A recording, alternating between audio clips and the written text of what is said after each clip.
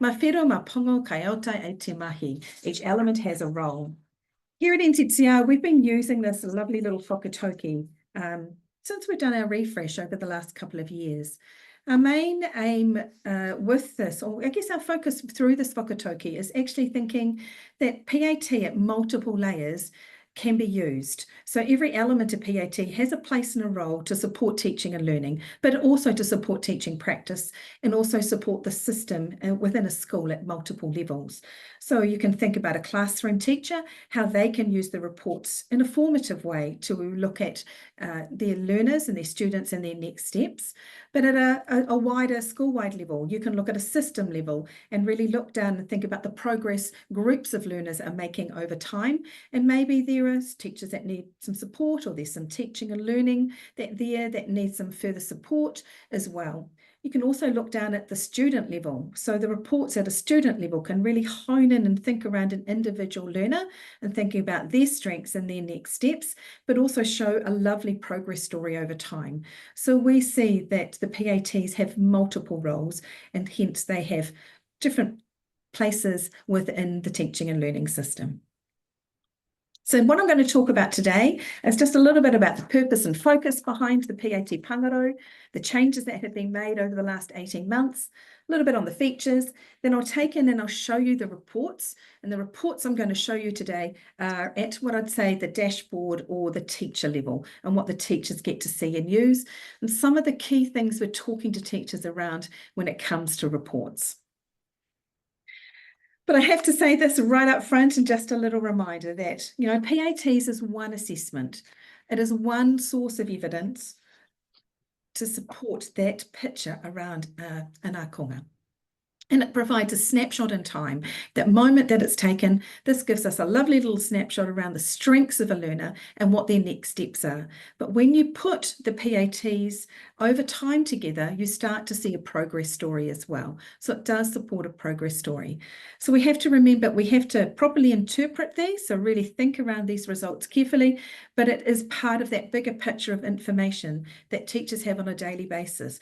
All those conversations they have with teachers, the other pieces of information that they gather from them daily, form a beautiful picture about the ākonga. So this PAT is just one part of that puzzle.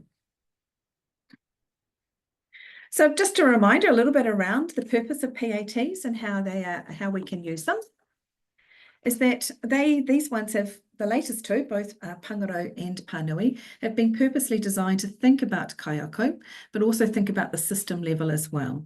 They're there to support, where an ākonga is at their learning at that point in time, but also think about that progress story that I've already mentioned. Through the use of the scale score, not stay nines, we can actually look at a lovely progress story over time, and the individual learner graph shows that. Kaiako can go down and look at strengths and next steps of an individual student or groups of students in the reports, and that information can then help teachers think around those next steps. So we're talking a lot more around how the reports can be used in a formative nature to support teaching and learning ongoing. But at the same time, you can also report some of this information back to the students themselves, but also to whānau. And we're in the process of starting to think about what a new whānau report would look like. That's just a little bit about PATs. But over the last few years, we've been refreshing our PAT suite. We started with PAT Pāngarau, and we've just also completed PAT Pānui. So we've really thought carefully around, I guess, future-proofing, really thinking around a culturally responsive tool that is reflective of our ākonga in Aotearoa New Zealand today. So how can this tool be authentic, but also be accessible, be relevant for our students, but also be culturally relevant as well? So we did a big review process, and part of that review process is we really thought about equity, about the learners that were at the heart of our schooling system today, and how we wanted them to be reflected both in the visual features of the tool, but also in the content and the items as well. So here at NZCER, we have a commitment to equity. We have a strategic plan that focuses on equity for learners, and it is a major player in this changes in both PAT Pānui and PAT Pāngarau. So NZCER, we're committed here to improving the equity in education, by supporting and catering for these groups of akonga who've been underserved by the education system. The refresh of PAT Pāngarau was guided by a really strong commitment to equity. Like I said, our strategy here at NZCER has a strong focus on equity. An equitable education system recognises that some akonga are advantaged compared to others and focuses on providing appropriate resourcing and pathways that allow those without those advantages to succeed. That recognises success. So we did a big focus here around thinking around what do we wanted these tools to look like in the future through a really in-depth look at every single item in the old PAT testings. And so from there, we have redeveloped our PAT Pāngarau tests. So what was changed from the old to the new? So about 30 to 35% of the content was changed, which was not a lot. And most of that content change would have been contextual around the items themselves, or a little bit mathematical as well. Mostly not so much in the maths content. That was pretty strong. I just got some more people in the waiting room. Okay, here we go. We put everything through what we call a culturally responsive tool. And through this cultural responsive tool, it enables us to really think, does this item meet what we're wanting it to do, to serve as part of the tool? We have introduced the text reader. So now if you are setting the tests online and the static tests, the students can actually have headphones on and they can push a button and the question can be read to them. We're working towards having that facility available for our adaptive tests as well. All items were, every single item in the tests were reconsidered and looked at, and particularly the load of the language involved.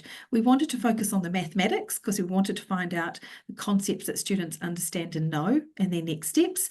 So we really looked hard at the language used in the questions. We developed 2 new tests, a new test 3 and one that can be used at the end of year 10 and year 11. The original test 3 was never designed necessarily for year 3s, it was designed for year 4s. And so we've altered that test to really be purposely built for year 3s. So there's a lot more items in the bank now to be used at year 3. There are new interim norms this year. Our norms were like 10 or 12 years old and they were out of date. So they've become interim norms for this year. Now that this is the only PAT test that is available online, the team upstairs in terms of our psychometricians are looking closely at the data, and those norms will be looked at again and finalised again next year.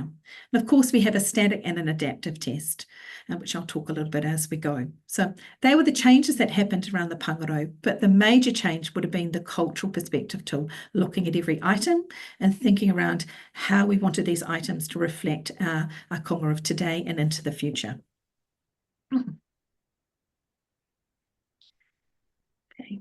So they're reflective of the 6 strands in Te Mātaiaho, the new curriculum as well. So you can clearly see the connections between, yes, the NZC, but also Te Mātaiaho as we move forward as well. And as you can see, we have what we call an adaptive and a static test. So you have 2 choices in how that they can be used. The adaptive is like the EASTL adaptive, where it adapts to the student as they sit the test. So if they say are a year 5 student, they will all start at, a student will start at a year 5 around the average mean for a year 5. And then as they sit the test, depending upon their responses, if they need to get some harder questions, more level of difficulty in the test, the questions will rise. And if they need to be dropped down a little bit, then they will adjust to them. So the test adjusts to the student as they go. They're looking at getting about 60% of the questions right in an adaptive to get a really good solid scale score. What is students really like about the adaptive is the range of questions. It's not just all multiple choice. They have ones where they can sort, they have ones where they can drag and drop. So it's just a little bit more, I guess you can say, engaging in that type of test. But the students have to answer the question before they move on. That takes a little bit of adjusting, but once they know they're away. Whereas the static test is a set, and that's our traditional type of test, and it has a set type of questions that are in there. It still covers a range of 2 to 3 years, so it enables students to see, have access to a range of questions in that, but they are all multiple choice. Students can admit a question and go back to it later. Just got to make sure they realise that they check that they have answered all the questions before it's finished. Okay. So they're the two types of tests that are available. The timing, about 45 minutes. We usually encourage schools to allow an hour by the time you get everybody set up. If they're online and they need to have their token and they've found the link of where they've got to go, giving them some instructions at the beginning. But making sure that you choose the right test at the very beginning is essential. So with the static tests, you can actually adapt as well in terms of differentiate the tests. So you may have some students who are in year 5, but you look at the year 4 test and that might be better for them. You might give them that. Or if they're in year 5 and you think, actually, I think I need to give them the next test up, you can adapt for that and give them the next test up. But we try to encourage schools not to over differentiate, because actually majority of students should be covered in the test that we recommend for the year level. And these instructions are all in the teacher guide and the Kaiako guide. We also allow the flexibility of being able to read the test to our konga, but not all our konga would need the test to be read to them. Kaiako and yourselves would know who's best to have it read to them. And now that we have got the feature that has the play button where it can be read to the student, just the question, that also helps and supports all learners having access as well. Like I said before, we're working towards all the adaptive tests having that available too. But that's quite a few hundred items to be read into the system. All this information's in the Kaiako guide. One of the key things that we are focusing more on in our PLD that we run for schools and for teachers is actually understanding about the scale score. Every single item is located on a scale. It's been calibrated to the scale. And that means that it doesn't matter which test a child sits, at which time of the year, at which age level, they all go back to the same scale. Hence it and supports us to be able to look at progress over time. But every item has been calibrated based on student responses in our trials or looking through data that comes into the system to make sure it's quite stable about where that question sits on the scale.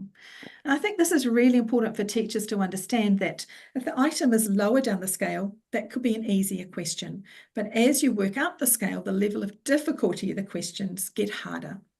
And you can see that in the test about where it's sitting on the individual student report. As you can see where the scale scores are actually sitting by the placement of the dots on the individual student report. Okay, so it's just really thinking about this, the scale score is important when you analyse the reports. I'm just going to take you through what that may look like. And you're going to be able to put some information into the chat around this one, just a little bit of a response. Teachers need to actually take their time a little bit to actually think around when they get a question and they see that there's actually a few students who didn't get this correct, thinking around why didn't they get it correct. And so our questions have been purposely designed with often misconceptions in mind, and to think around, getting teachers to think around why students would answer this question in this way. So I'm just going to get you to put your responses into the chat. So Zen sells spring rolls in packs of 10. He has 634 spring rolls. How many packs of 10 can he make? So why would a student answer 3 or 6, 30, 60 or 63? Have a little think. Just choose one of those responses and think, what knowledge would a student bring to this question and why would they answer one of those? You know, chuck it in. Why would they choose 3?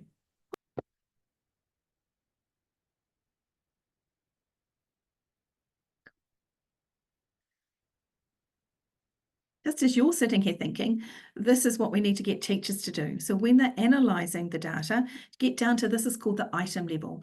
Getting down to the item level reports and thinking around what knowledge are students bringing to this question and how are they answering it? Because that will help the teachers think around, if they ask similar questions in the classroom, what are they noticing? That formative focus of noticing. And to Mataiaho, that is a big focus of the assessment, is actually noticing and using the sequence statements, thinking about where students are and how they are responding. So in this instance, if students answered 3, just like you talked about, there are 3 packets there. There are 3 packets of 10. 3 is in the tens column, so that means there's 3 packets. Okay, so they're just looking at one part of place value, not the whole number. 6, of course, in multiple choice questions, they've often written an outlier. That is the outlier. They may have some confusion around tens and hundreds. 30 builds on from the 3. They're just looking at 30 as the whole. 3 groups of 10 makes 30. Once again, not the whole number. 60, they're pretty close. They know that there are, 60 tens make 600. So I think that's how many packs they're going to be. But actually they've missed out the 34 and we actually need those extra 3 packs. So it's 63 packs of 10. All that little pieces of information, teachers can then think around, okay, they've answered 30, I need to focus on this next. So using this information to inform next teaching steps is vital. But we often don't get down to this level of analysis with teachers. And this is the bit that we're focusing a little bit more on at NZCER, because this will help in the classroom, noticing when students are responding to tasks in the classroom. So what we then do is next is the item report. So here's the item report. So this is a test 3, so it's a recommended test for year 6, and it's the question level of difficulty. As you can see now, we've now got all the scale score on the test item, and it's 40.3. So that's showing me, when I go to the average mean scale score at the start of the year, is 45.8 for test 3 or year 6s. This is a slightly easier question. So actually, I'll be thinking around those students who didn't get this question. Why didn't they?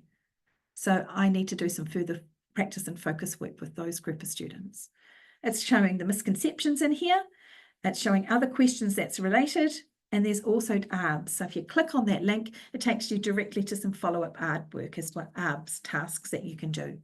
So just when we get to the reports, which I'll show you in a minute, and how to find these, we're needing to get down to this level, which supports teaching and learning. And this is the exciting part. This is the bit that I really like analysing with teachers.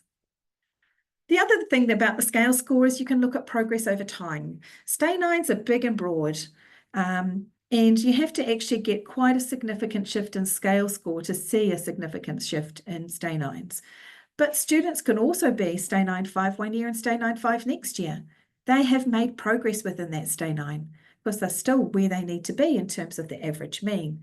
But actually to really recognise progress and see progress, it's easier to see it through the scale score. So we're focusing a lot more on scale score and thinking around what the average progress is across a year. And to really look at progress, you need to look at least 4 terms or 12 months to see that progress as well. This is all in our Kayako guide as well. And here we go. Here's a couple of progress stories. We have the individual learner progress reports. And like I talked about earlier, you can get a nice progress story through the scale score. And here's 2 different stories for 2 different learners. And one child is sat it once a year at the start of the year. You can see their progress over time. And the other child has sat the test twice a year, and you can see their progress story over time. In NZCER Assist, when you hover over, you actually, the little box will pop up and it'll tell you the scale score and the stay 9, the details about the student. And if you click on it, it will take you through to the individual report too. So our reports are interactive. But a handy little hint to share with teachers is actually preview. It's really important that teachers have a look at the test before they give it to their students. And in Assist, if you're doing an online test, you can preview the item by clicking on the preview eye here, which is on the actions dashboard. I'll show you where that is.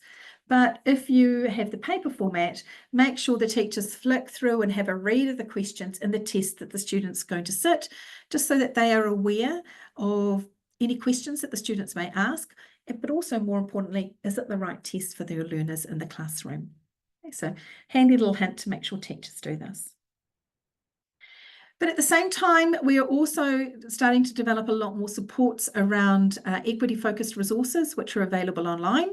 I'm just going to put in the chat now the link for you where you can find these reports. Here we go. So in the chat we've got a new website. So I've just put the new link in there for you. And you click on here, you'll be able to find all these resources.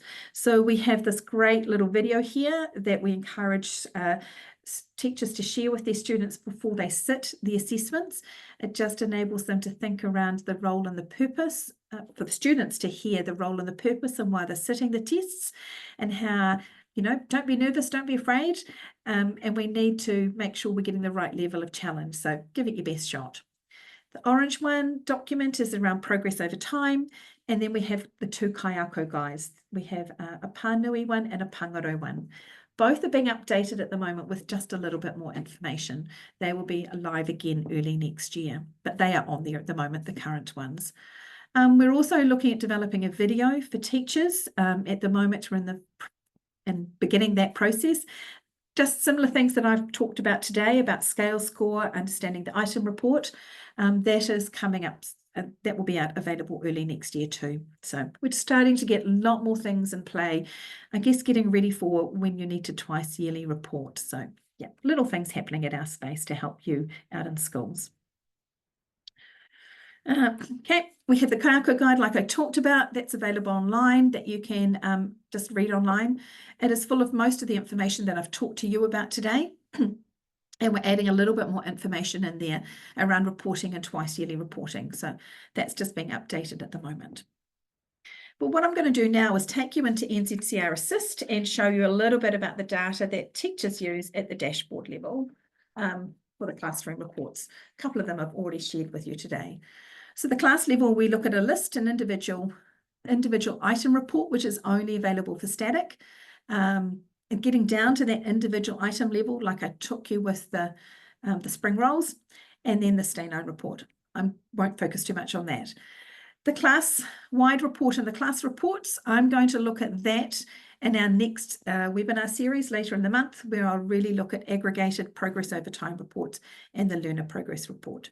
Only so much you can show in 30 minutes. Okay, so I'll stop sharing and I'll just share the next report. If you haven't put your name in the chat and your email and your school, please add that in, and then I will be able to share anything with you at the very end. Okay. I'm in a demo set of data here, so this is not, it's not real data. And so I'm just going to show you through from the dashboard what a teacher sees. So they will have a dashboard of the, I guess, the assessments that your school has registered for. So I've got 4 live here. I'm going to go to PAT Pāngarau. And in here, once you've set it up, teachers will be able to access the reports that are relevant for their students in their classroom. If they're a team leader, I suggest you give them access to all their team, so then they can do a collated item report that looks at their whole team. Is really, really important. If they work collaboratively with others and they co-plan and they work together collaboratively, then I suggest you also give all teachers in that situation access to all reports for all those learners, because then they can actually make reports that are collated of everybody's together. Okay, we're going to look at the year 6s here. So this is the preview eye. When you click on the preview eye here, that is the one that you can go and see the demo of the online test. This is how you add your students in, or teachers in, sorry. Then you can add your students in. But if you've done an SMS upload, that will all be done for you. But this is the reports angle here. I prefer to go through the dashboard to look at class reports because for some reason it's more easily accessible. Going through the reports tab over here seems to skip a few steps and you don't necessarily get to see all the reports for some reason. I'm not sure, I haven't worked that one out yet. Okay, so I've clicked on reports. This is for a static test, not an adaptive test. So I'm going to show you the full suite of reports, okay? So this is the list report. Along the top are the tabs, and this is the list report. And the list report enables you to look and see who the students are in your classroom. You get to see the raw score I don't talk about. I'm just going to focus on the scale score, and you get to see the stay 9. You can use the arrows to put them and group them together. And I can see that I've got a little bit of spread when I look at the stay 9s from stay 9-3 to stay 9-8, but it's actually the scale score I want to focus in on. I have got a spread from 30.6, which is, when I go to my progress document, is around a year 4 level, the indication here, through to 63, which is around level 5 of the current curriculum, or moving into phase 4 of Te Mataeho. Okay, so I'm looking at that spread in my classroom. So I will be thinking around, so do they match what I notice around my learners in my classroom now? You know, if I look over here at child number 5, does it actually match what I know about that learner? Okay, so that's the first report, is just being able to look at the list. The next one along is just a year level report. which actually shows you where the class is sitting against the national reference group that sits behind.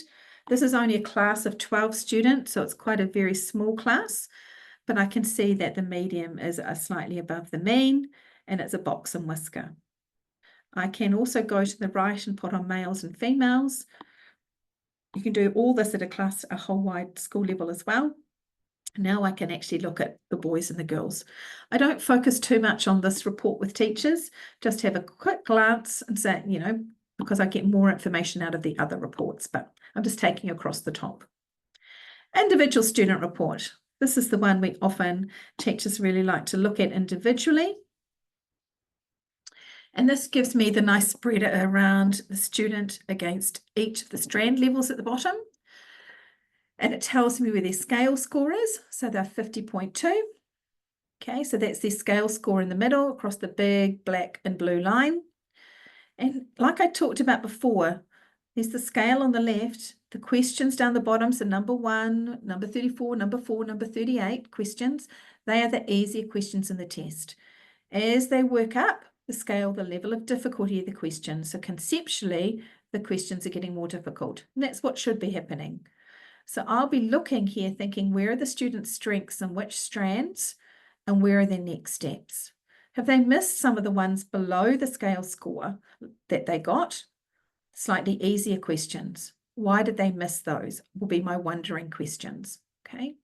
So I come with questions usually to this report, looking for strengths and looking for next steps, and maybe asking questions.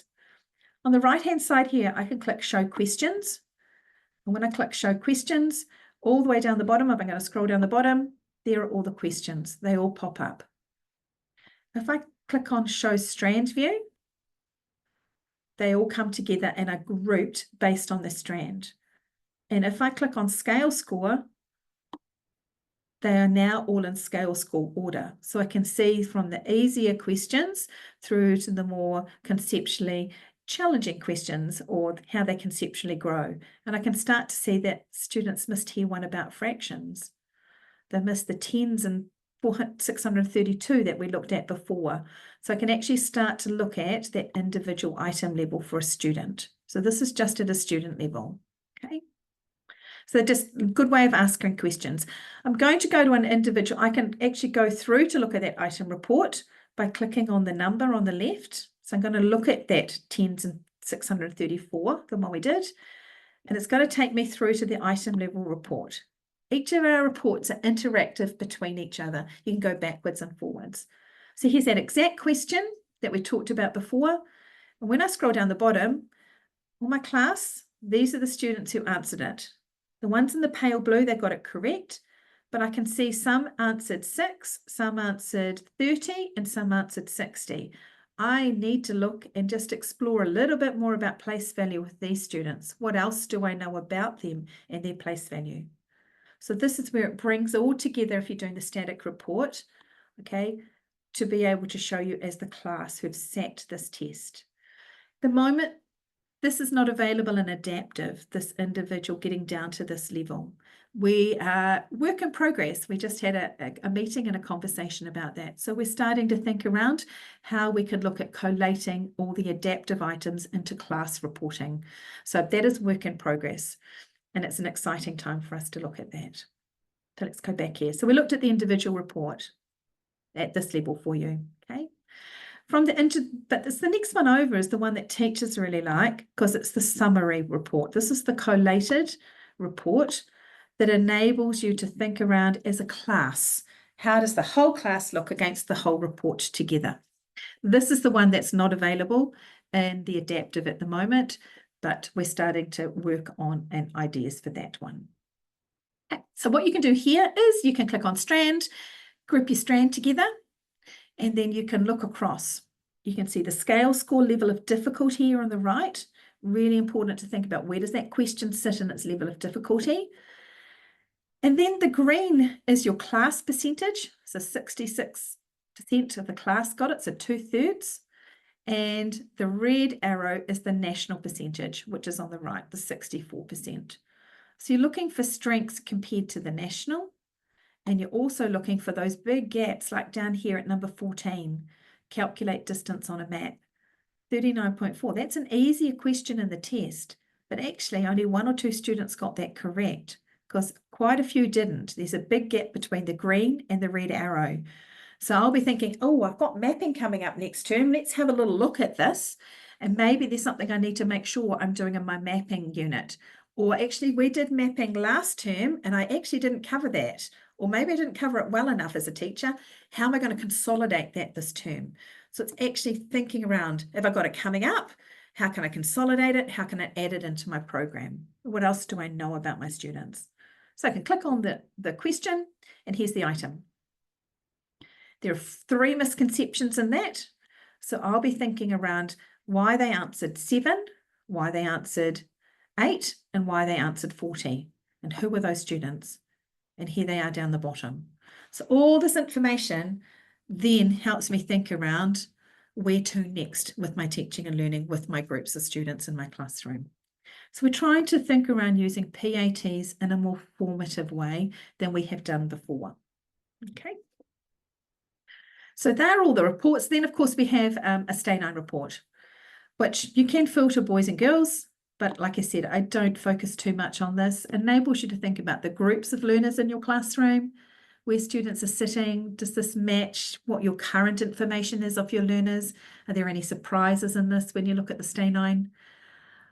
My preference is to go and look at the item report and think about teaching and learning.